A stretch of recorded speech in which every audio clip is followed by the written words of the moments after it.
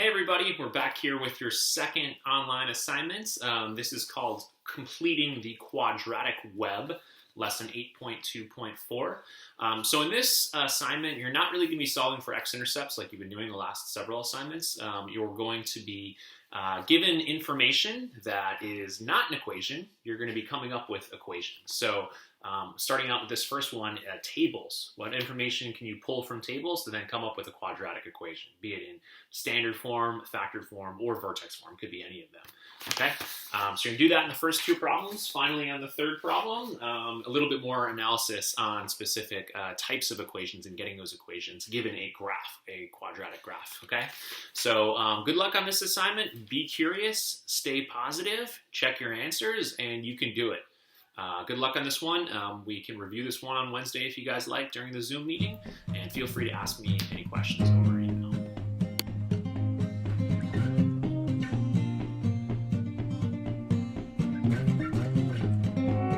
All right, everybody, so let's get into this assignment. We're going to start here with 889 and then move to 890 afterwards. We'll kind of do both together. And then the final page, 891, really long problem. I got most of it done here, and we'll talk about it and point out some things you need to be aware of for that one. But the first problem here is actually a really important one. It can be pretty quick problems like this. And a problem like this, you're looking from going from a table, the quadratic table, to the equation. Okay, so the thing I'm going to tell you here, the thing you need to keep in mind is that when you're going from table to equation, the form I'm going to want you to use is the factored form. We have the factored form right here. The factored form is really the easiest form to go from table to equation, because usually in a table, and I've already have them circled here, this is what you're looking for. You're looking for the x-intercepts, otherwise known as the roots. So the roots, the x-intercepts, those we know, we've been using those a lot, right? Remember, we use the factoring to then use zero product property to solve for roots. Well, the reason why we want to use the zero product property, and to get to use zero product property, we use factoring, of course, to get things into factored form. So if you remember here, I have this form here of our three forms. Factored form is a pretty useful one. We have our standard form, factored form, and vertex form. But our factored form is incredibly useful because our factored form, our roots, or at least the inverse of the roots, appear in the actual formula itself.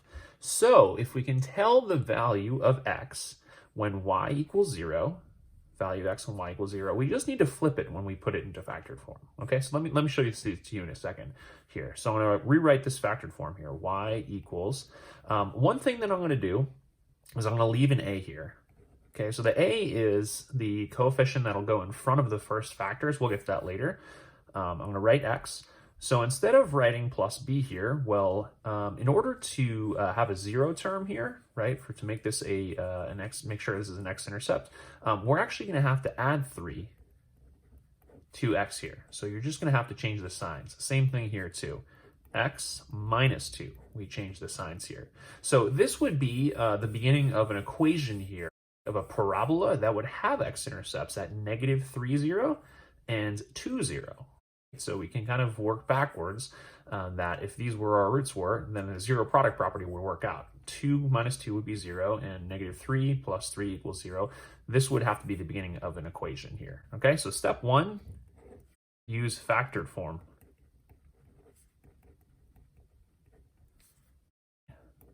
Find roots. Should have probably wrote the verse here. Find roots, put it into the factored form, and get good to go. Step 2 is actually something here. We don't actually know what goes in front of the two factors here. Part of the reason of this is that we don't know that this parabola, if we just have the table, we don't know if it's increasing or decreasing, if it's an upward-facing parabola or a downward-facing parabola. Remember, a, the front coefficient, the lead coefficient here in these three forms, controls the direction. Does it open up or does it open down? Also, how wide is the parabola? How skinny is the parabola? A controls that, and we'll see that a bit later. So here, this is the situation where we have 3 unknowns right now in this equation here. We have y, we have a, and we have x. So when you have up that in an equation like this is similar to in a linear function when you need to solve for b, for instance. You have y unknown, you have x unknown, you might know what m is, you might know what the slope is, you need to solve for b. So what you can do in this situation, hopefully this kind of jumps out to you right now. What you need to do is take a point. Can be any point right here.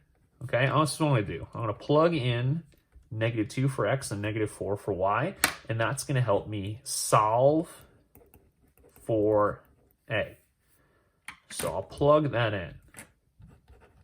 You can really plug in any point that appears on in the table, and as long as it isn't one of the roots, and then you'd be able to solve for what a is. Okay, so I'm going to put in -4 for y, and I have a here, and then I have x is going to be -2, and I can go ahead and solve, and I will do that now.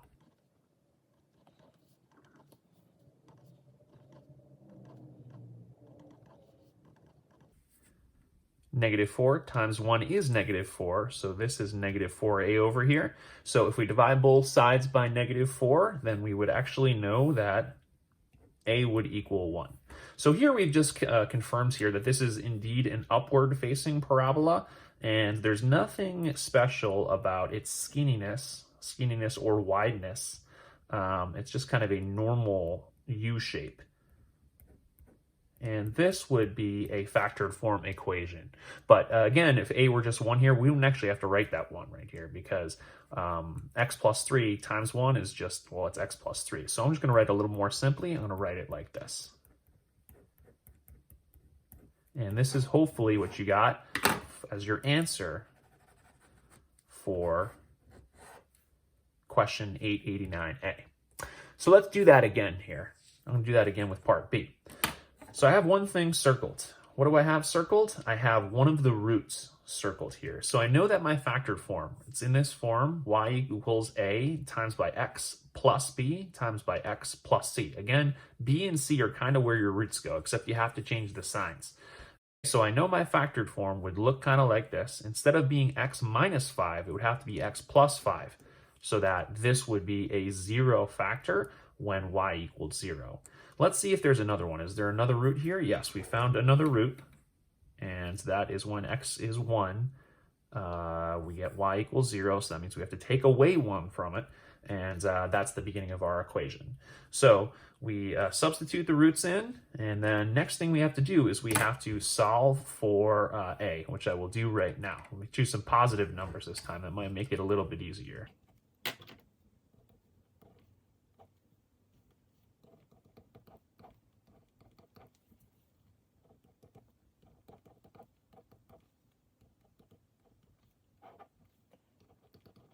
In this situation, a equals 1 as well. So we can get our equation down like this.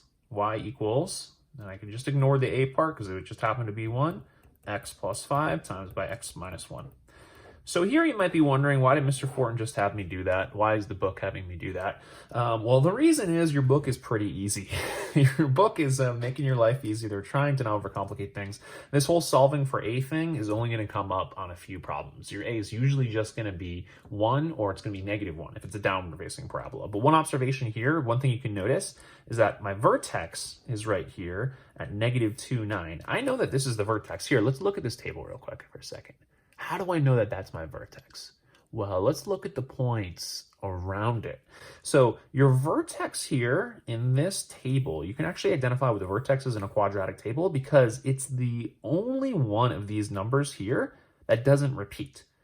Remember, a parabola is something that has a line of symmetry. It's going to look the same on the left side of the line of symmetry as it does on the right side. So what you notice here in a quadratic table, perhaps you haven't noticed this before, perhaps you haven't, your numbers repeat, your outputs repeat for every increase of x this way. It's going to repeat for every decrease of x in that direction here. So your vertex is the one unique point that's either the minimum point or the maximum point.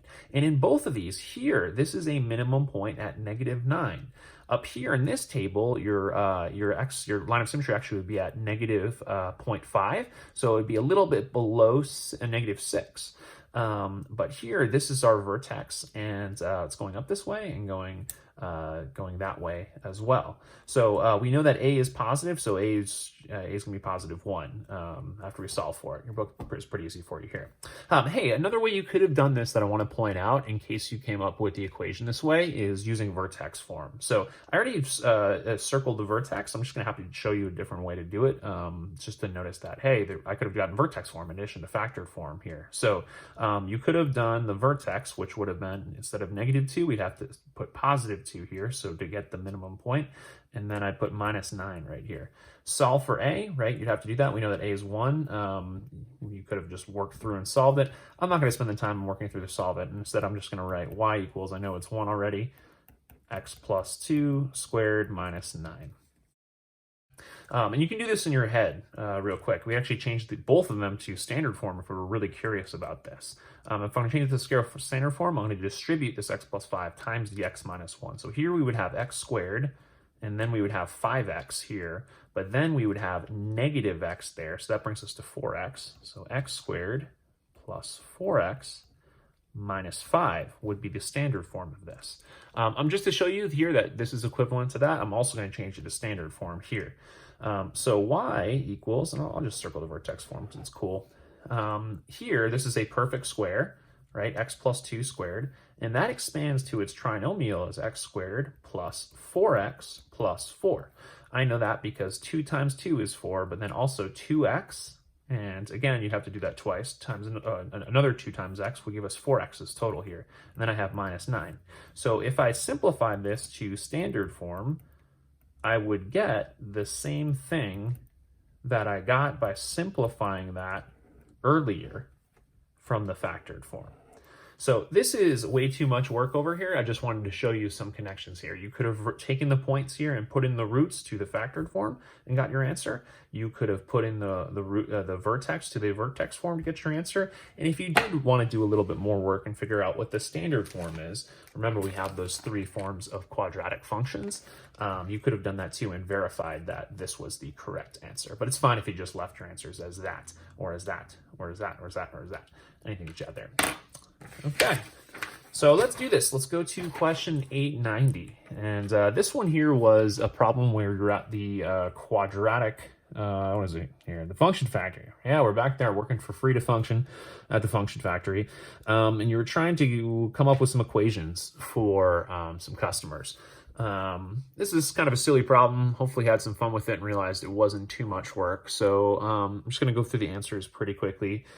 This one here, this was a parabola going through 1, 0 and negative 6, 0. So remember, all you got to do to get this is you need to plug in, and here your directions also said that assume your a was 1 or negative 1. So this is a parabola. It doesn't say whether it's upward facing or downward facing, so I'm just going to assume that the a is a positive 1. Remember, when you come up with the equation, all you got to do is change the signs. That's it. Put in your factors here, and this will be an A+ answer in a lot of textbooks, including your own. I already had the answer there for you. So let's do this one very quickly. This one's a little bit of a different one. This one is a parabola that has just one x-intercept at 5, 0. So it could be going up or it could be going down. I'm going to assume that our a is positive 1 and that this is an increasing parabola. It opens up. So I'm going to do this here. So it looks like this. So that's interesting. This is an interesting situation. So because if we wrote this in factored form, we would actually have only one factor to put in to make this so that the zero product property, our only value of y, only value of x that gets us a y of 0, would be positive 5. So this is the only way we can write this when we have something like this. So we'd still have 2 factors because this is a parabola. X has to multiply to x at some point in the function because it's a quadratic function. You have x being squared somehow, and that's how it's done. This is actually just 2 repeated factors like this is the situation when you have just one x-intercept. A better way of writing this, I'm going to write this down here, and you probably know this, if you have x minus 5 times x minus 5, well, if you have anything times itself, even if it's a binomial times itself, you can write it as a perfect square. Anything times itself is a perfect square. So this would be probably a better answer to this. So when you see quadratics written out like this, there's nothing over here. You're going to have that thing just bouncing off the x-axis, just going to touch it here once, be tangent to the x-axis. It might be downward facing, might be upward facing, but it's just touching the x-axis.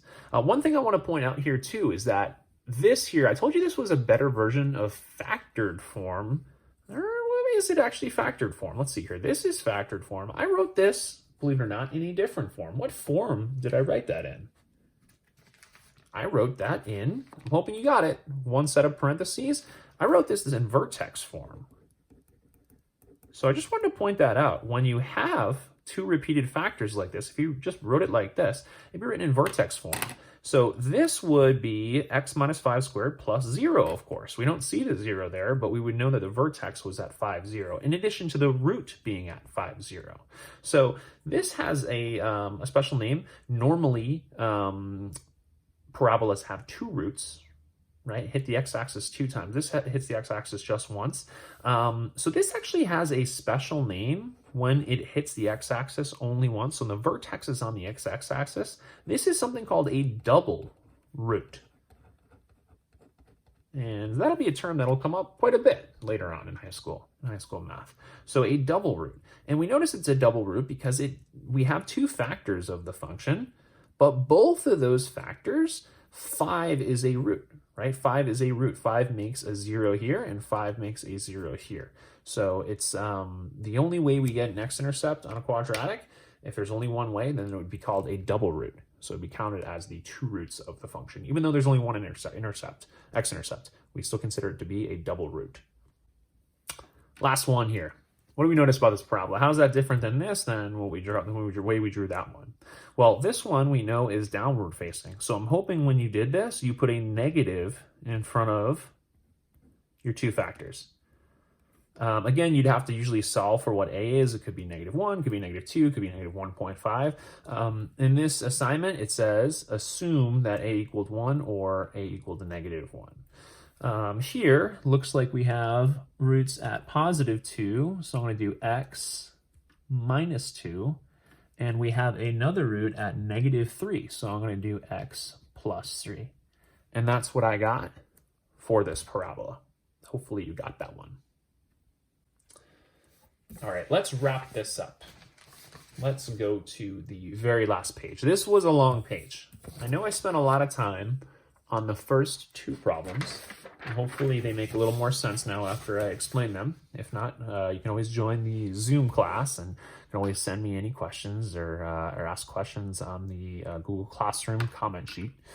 But here is 891, which has a bunch more problems. And some of these maybe are a little bit easier, other ones are harder. Let's see if we can spend a few minutes getting them down. All right, so this one was more connections. A journalist from the school newspaper wanted to publish the results to a water balloon contest. So we're back to water balloons. That means, of course, downward facing parabolas, right? Open, down. We're gonna have a -a here. So the journalists, they know the factored form of this equation is going to be y equals a times by x plus b times by x plus c. What do b and c represent in the factored form? Well, b and c are the additive inverses of the roots. So put a little bit more in a way you might understand better than additive inverse. And what I mean there is that a and b have the opposite signs of the roots. So -b0 and -c0 would be the x-intercepts, or the roots of the parabola, or the zeros of the parabola. Part B, explain the graph at right represents the height of Jen's toss. The journalists found the rule for this parabola was this. Okay, so it looks like we have our roots here. So it looks like the ball got thrown from the 0-yard line or the goal line and landed on the 8-yard line. So didn't know what the value of A was. So explain to the journalists how she could find the value of A. So this explains what I was doing on the front side already here. She had 3 unknowns here. Didn't know what y was, didn't know what x was, didn't know what a was. But in reality, she could figure out what x and y are for one point, at least one point on this parabola. She has all this data here. She has this graph. So to solve for a, what she could do is substitute the coordinates of one of these points. Okay, she could use the coordinates of one point of this parabola and substitute that in for x and y. So instead of really the 3 unknowns, right, x and y and a, if she substituted a point, a coordinate pair for x and y, she would really only have one unknown, and that would be a. So let's see what this looks like here on the next part. And that's this. Feel free to pause the video and try this. If you think you understand this now and think you can try it, and maybe you didn't understand what we went through the first time, pause it, go through it, and then follow up later and see if you got it right. So here it is right now. If you have not done so already, find the equation for Jen's toss. Write it in factored form and standard form, and then check your answer by graphing it on your calculator. Here we have y equals a times by x minus 0 times by x minus 8. That was given to us. The journalist knew that the rule started like that. So I'm hoping you got it up here. If not, you got it now. The way you do this is you just have to substitute in one of the points of the graph. So I found one lattice point right here that the graph crosses at 1, 14. Right here is at the 1 yard line, the ball or the water balloon is 14 yards in the air, right? We're at 14 right here, 14 in height. So I plug in 14 for y, and I plug in 1 for x. Plugging in 1 for x, that's really easy. So this is why I chose that point. So here, I would just have to simplify this and solve for a. 1 minus 0 is 1, 1 minus 8 is negative 7, and here we would have 14 equals a times by 1, so we just have an a there, times by negative 7, okay? So that's negative 7a, and it's equal to 14. So to solve this here, I would just divide both sides by negative 7. To solve for the variable, just divide by its coefficient. And we have 14 divided by negative 7, and positive divided by negative will have a negative quotient, and 14 divided by 7 is 2. So our answer here is negative 2 for a. So our equation here, which I put the answer to over on this side, in the factored form, is going to be y equals negative 2 for our a, so we figured out what our a is, times by x. So one thing that I did here, notice here, this x minus 0, that just equals x. So I don't need to write x minus 0 to have this be in the factored form. And then the final factor is x minus 8. Alternatively, what you could have done to write this, you didn't even have to write negative 2 times by x here. You could have just written, this is probably a little bit more simplified. The best way to write it would have been y equals negative 2x times by x minus 8. So really just count this as two factors, negative 2x and then x minus 8 as the second factor. Standard form, maybe you wrote it out in standard form. You can check your answer to make sure you got this right. It would just be y equals negative 2x squared plus 16x. And if you check that onto a graphing calculator, I won't do that for now, just so we can get to the end of this video. This here would, and this here, they would result in the same parabola. In fact, it would result in this parabola here. I checked my answers. Hopefully you did too. All right, let's get to D and E to wrap this up and get on with our what are we on today? With Tuesdays. We have D, and D, Al releases balloon at the 10-yard line and it landed on the 16-yard line. Okay, so this is altruistic's toss. Remember altruistic? We did this one several days ago, even a few days before school got canceled. But this is the one that reached a height of 27 yards. So we know our vertex the height's going to be 27. And then we determined, right, that the vertex's line of symmetry would have to go to 13. Because remember, if it got released from the 10-yard line, it landed on the 16-yard line. Those are your roots, right? Your roots are at 10, 0 and 16, 0. And remember, halfway between the roots, that's where your vertex is going to be. That's where your line of symmetry is going to be. So averaging the roots, you take 10 plus 16, and then you get 26. Right? 10 plus 16 is 26, and then you divide by 2, which is 13. So the average of 16 and 10 is 13. So we know that our vertex is going to be over the 13-yard line. It's going to be the water balloon 27 yards in the air. So that is going to help us because those are going to be the coordinates of a point I'm going to put into factored form. So you could have done this one using vertex form actually, and chosen one of the roots, for instance, as your x and y points. But I just did factored form because I think that's easier, and that's what I'd recommend you guys to do going forward. Our roots here were at 10 and 16, so our factors are going to be x minus 10 and x minus 16. We don't know what a is, but we know that x and y can be 13 and That would be a solution to this parabola, to altruistic's parabola. So I'm going to plug it in, solve for it. If I solve for it, I get -3 for a. So check this. If you didn't do it, maybe pause the video, try it out now, and see if you get this as your answer. All three of these are all valid answers. That will be the equations of altruistic's toss. I know a lot of people asked me about that when we did this in class, the very first day, the water balloons assignment. What is altruistic's equation? How do I get all the other points other than 10, 0, 16, 0, 13, 27? It's 11 what, 12 what, 14 what? How do I determine that? Well, now you have the equations, you can get all the other heights for all those other yard lines where the water balloon was over. Finally, we have here part E. Remember Imp's balloon tossed. Impeccable. Yes, good old impeccable. So they actually spelled impeccable wrong in the book. So impeccable is not so impeccable after all. Here, this is Imp's water balloon toss. Since the water balloon was thrown on the computer, you were given only a table of data shown again below. Find a rule that represents the height of Imp's balloon as it's traveled through the air. So pause the video and try this if you had trouble the first time. See if you can do it now. You had to kind of think this through, really look at this table and try to figure out what to do with it. So if you're following what I've been recommending all along, and I'm going to solve this now, so maybe you've unpaused, or maybe you feel like you got it. You just want to check the answer and hear what I have to say. You know that the start, right, the very first problem we did, to get an equation, I'd start by finding the x-intercept. So I found one right here, the value of x when y equals 0. So this balloon was thrown from the 2-yard line. So I know that x minus 2 is going to be one of the factors of factored form.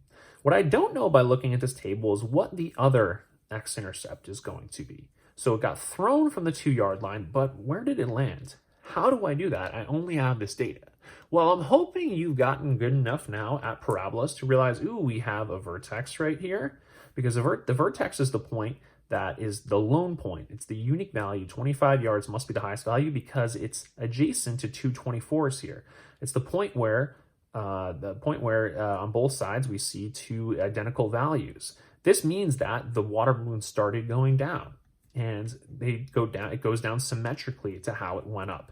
So to get the other root, what you need to do is copy these numbers here, 16, 9, and 0, right? They would repeat over here, and extend your table. So at the 10-yard line, it's 16 yards in height because that's over here. 11-yard line, 9 yards in height. And finally, at the 12-yard line, it's 0 yards in height.